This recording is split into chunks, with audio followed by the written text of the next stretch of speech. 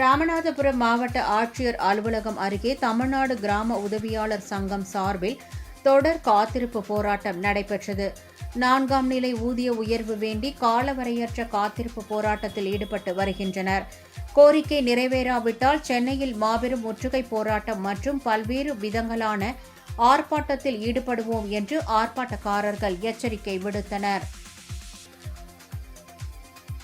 இன்று தமிழகம் முழுவதும்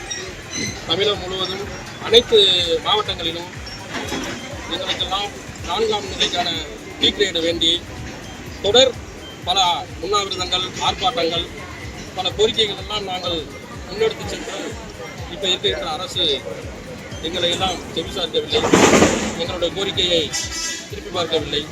தொடர் நாங்கள் போராட்டங்களை பண்ணி கொண்டிருக்கிறோம். இப்போதைக்கு எங்களுக்கெல்லாம் தமிழகம் முழுவதும் கிட்டத்தட்ட 15,000 கிராம உதவியாளர்கள் இருக்கிறோம்.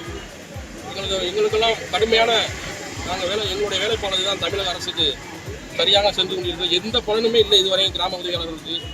நாங்கள் ஃபீல்டில் நிற்கிறது எஸ்ஐஆர் பணியிலிருந்து அனைத்து பணிகளும் நாங்கள் தான் செஞ்சுக்கிட்டு இருக்கோம்.